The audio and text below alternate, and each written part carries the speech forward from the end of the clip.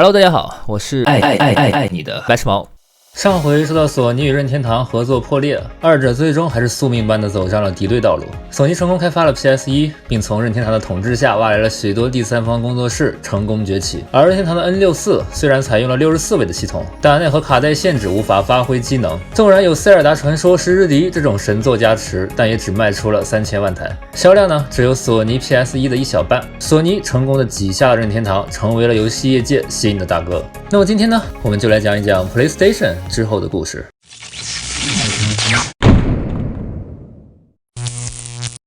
索尼在成功抢占市场之后，虽然私下里偷偷的开心到爆炸，但并没有骄傲啊，又一次趁热打铁，在2000年推出了 PS2。话说 PS2 的发售日期也是很有意思啊，定在了3月4日。为什么定在这一天呢？因为 PS1 的发售日期是12月3日，即123，而2000年呢是日本的平成12年。平成12年3月4日，即1234，是123的延续。不得不说，索尼高层的脑回路确实清奇啊，讲究。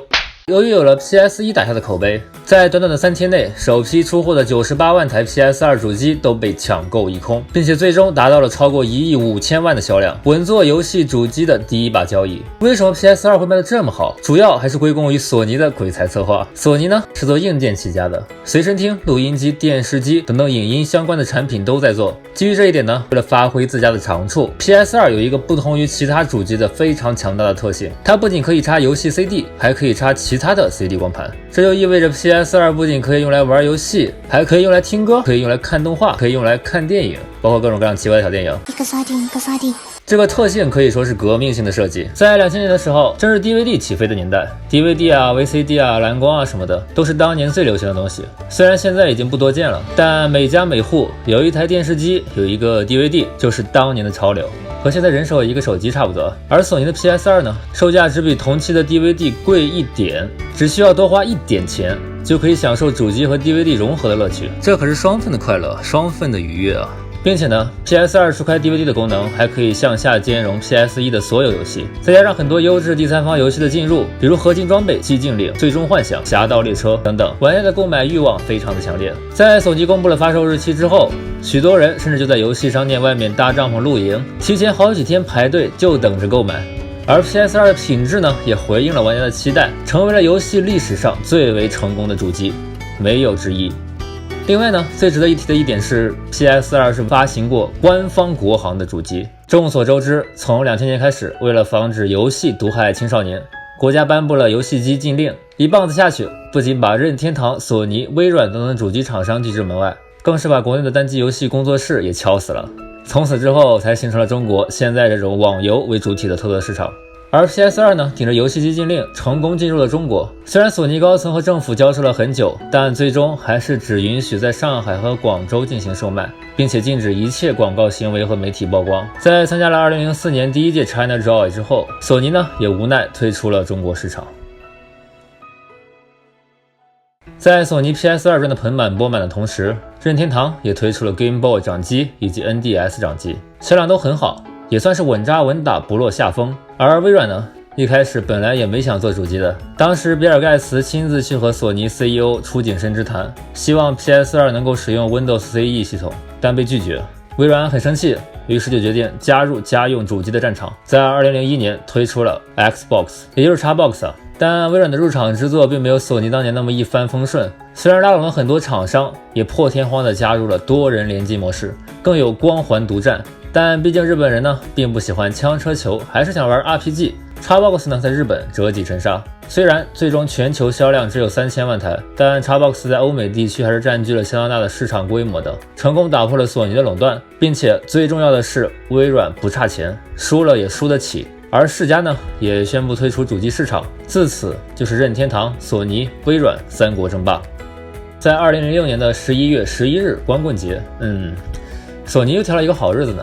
PS3 三公主正式发售，凭借着二公主的余威，在24小时内就在日本卖出了81693部，而在美国发售时，甚至还出现了60名顾客为仅有的10部 PS3 斗殴的事件。期间呢，甚至还出现过枪击和抢劫。当时的 PS3 拥有独特的处理器 Cell， 它是和 IBM 以及东芝联合开发的秘密武器，预算高达4亿美元，耗时4年。索尼宣称 Cell 强大到能完成科研任务，甚至能模拟地球啊，这也成为了广大玩家津津乐道的一个梗啊。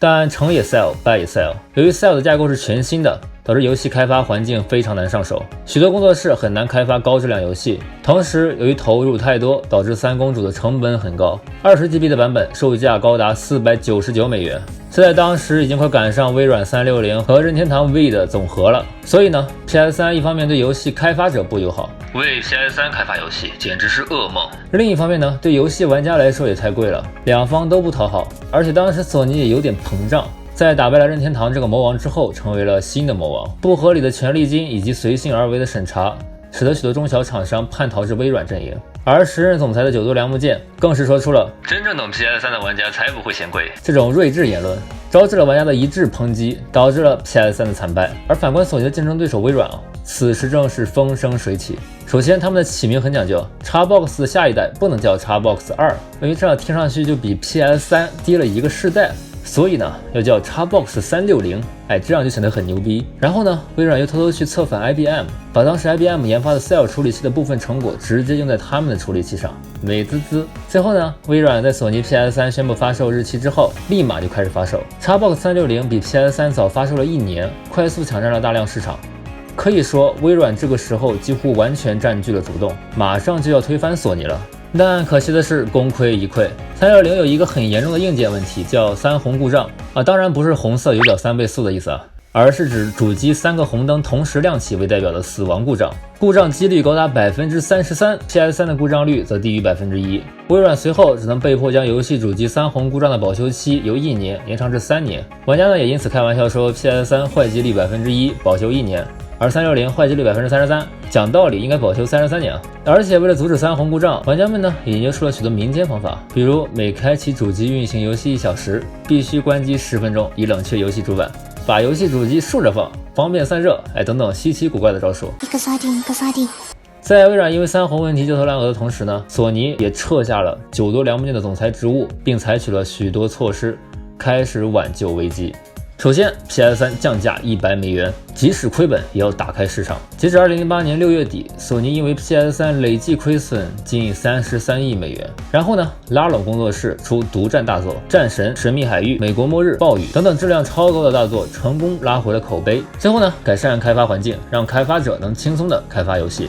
Cell 处理器的强大性能终于还是慢慢体现了出来。在2010年，美帝空军就通过1716台 PS3 组建出了一个名为秃鹰群的超级计算机系统，而成本仅有同级别超算系统的 10%， 可谓是物美价廉。到了2010年，索尼的三公主终于开始盈利了， PS3 终于扳回一城，没有被微软一棒子打死。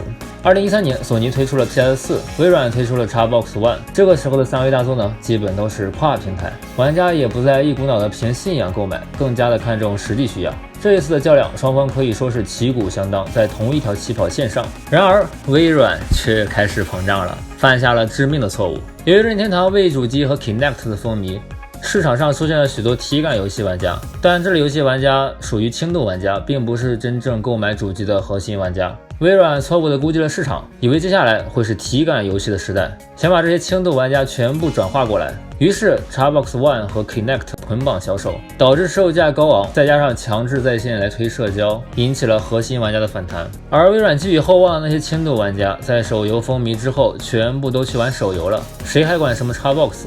就丢下微软一个人在风中凌乱，处境非常尴尬。而索尼呢，吸取了 PS3 的教训，以核心玩家为主导，你们想要啥我就做啥，这种以硬核玩家为中心的策略相当成功。毕竟就算是轻度玩家，在买主机之前也会去问那些更加懂游戏的核心玩家来参考意见，把握住了核心玩家的舆论，就把握住了游戏的命脉。微软呢，在销量雪崩后也做出了很多挽救措施，但都收效甚微。相反呢，还连累了古墓10等一票大作的销量，直到去年出了机能强大的天蝎座，才略微扳回颓势。纵观这10几年来，主机游戏厂商都仿佛有一个习惯那就是膨胀。每当一位魔王被推翻，新来的勇者又成为了新的魔王。正应了尼采那一句：当你凝视着深渊的时候，深渊又在凝视着你。每当有一方占据主导，即将一统天下时，总会自我感觉良好的来一波骚操作，然后把自己浪死。万幸的是，近年来各大厂商终于还是意识到了，玩家才是主机的根本，不再强调那些自以为是的奇怪设计，而是专注于核心玩家，专注于服务。索尼游戏的故事呢，到这里也就结束了。但索尼、任天堂、微软三家到底谁才会走到最后呢？主机游戏又是会日趋壮大，还是逐渐消亡呢？我也无法给出答案，就只能等一句有生之年了。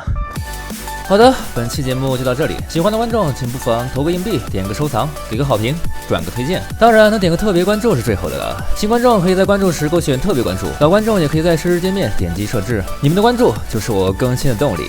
我是白蛇毛，一名整天摸鱼的独立游戏开发者。我们下期再见。